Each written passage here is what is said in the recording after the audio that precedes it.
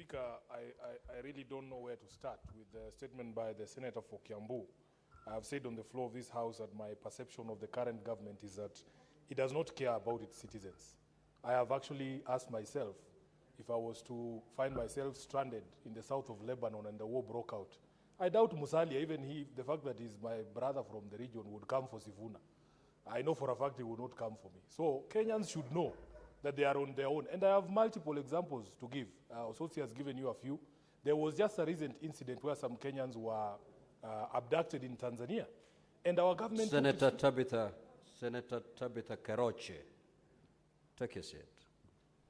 And this government took their sweet time, Honorable Speaker, to even just reach out to the counterparts in Tanzania to find out where these Kenyans were. And even after the horrific stories that we were told by Boniface Mwangi and his colleagues, we have never gotten even a protest note from the government of Kenya to the government of Tanzania about the mistreatment of the people of Kenya in those regions. So I feel terrible, Honorable Speaker, that Kenyans are on their own. But I want to encourage them that there is light at the end of a tunnel.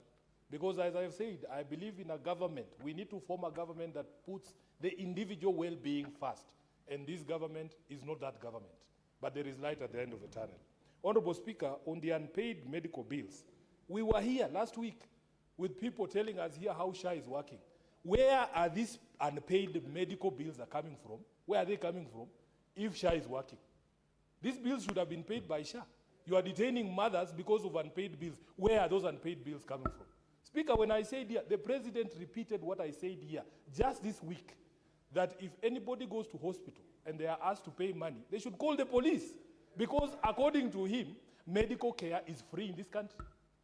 That is according to government. And I remember the speaker challenging me. In fact, Honorable Speaker, with great respect, I feel like the chair owes me an apology. Sifuna, abandon that line of argument. You don't even know what I'm going to You don't even know what I'm going to say, Honorable Speaker, because when Omtata read out the provision of the law that I was being harangued about. No, that was not a provision of the law. It was in the law. No.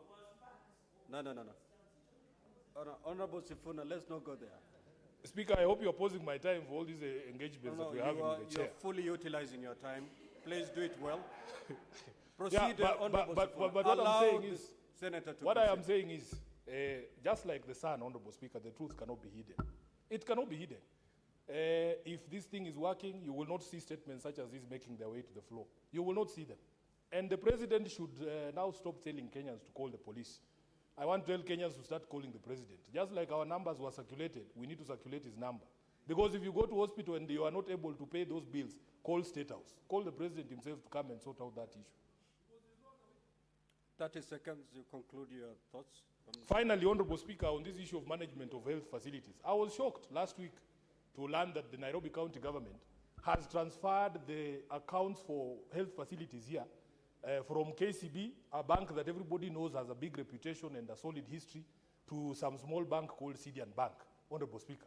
If you look at the money that we made from hospitals, if you look at the Auditor General's report on receipt of revenue for Nairobi, in the last financial year, we collected 1.3 billion shillings. The total deposits for Sidian Bank last year is 50 billion Kenya shillings, Honorable Speaker. I'm telling you. And the entire... Conclude, Honorable Senator. Conclude. Thank you, Speaker. If you look at the budget of Nairobi, vis-a-vis the capitation of Sidian Bank, we ourselves as a county, if we were a bank, we would be bigger than Sidian Bank. I have written to the governor to explain to me the rationale. He is quiet up to today, Honorable Speaker. I am going to give him some more time. If we don't get an explanation for us, the people of Nairobi, why you would leave a tier 1 bank and send our facilities to bank in a tier 3 bank that has no history or reputation at all, Honorable Speaker, it doesn't make any sense to me. So we will be dragging him here to explain to us and the Senate why that decision makes sense. I thank you, Honorable Speaker. Senator Kisang. Thank you, Honorable Speaker. Honorable Speaker, I want to make comments on the statement by Senator Taraganidhi. Honorable Speaker, you know, we know very well in the last government, we used to have what they call Linda Mama. And when our women went to the hospital and gave birth, they used to be released free of charge.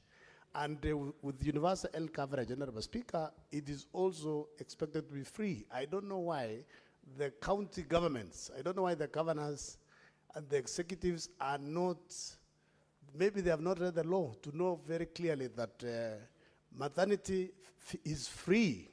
So that is what I expect, that, we should not be talking about the president or even the national government. These are the county governments who should be releasing our women when they give birth at the hospitals. Honorable Speaker, Senator for Nairobi is laughing. I just wanted to tell him he should be passionate. He's governor and not the presidency, because health is devolved. Yeah, so I don't know why we are talking about this. I know the big party, the ODM party, is going through some turbulence. I think they are waiting to go into the proper, so please don't bring your issues to the house when we know you are going through challenges, when we are praying for you, and things will settle very soon. No. So, Honorable Speaker, I also want to make comments. Honorable Senators. Senator Kisang, you know the rules of debate. Relevance. Thank you, Honorable Speaker. Honorable Speaker, I also want to make comment on the statement by Honorable Thangwa. Honorable Speaker, this thing of Saudi Arabia and other countries has been going on for a long time. And it looks like the CS in charge of labor either is incompetent or he doesn't know what he's doing. We need those who are involved in this particular trade to give us the CR12 for these people who are running these businesses, because I heard the senator also saying that it's like the people who are in government.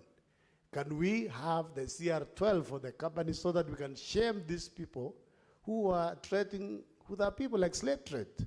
I thought this business was stopped a long time ago. Honorable Speaker, it's very sad that we are losing people daily in Saudi and other areas. And there are also those who are doing good business. So we should not just rubbish all these issues, those who are going to Saudi Arabia, Honorable Speaker, but majority of the people, maybe 80 or 90%, are doing good business. Maybe just like a small portion, maybe 5 or 10% that is giving us a bad name. And we need to expose them and shame them so that they don't continue doing the same bad business, Honorable Speaker. Honorable Speaker, I rest my case there. Senator Onyonka.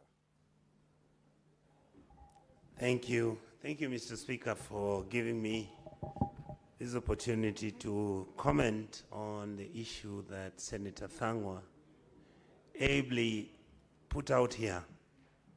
Mr. Speaker, I happen to have institutional memory because I worked in the Ministry of Foreign Affairs.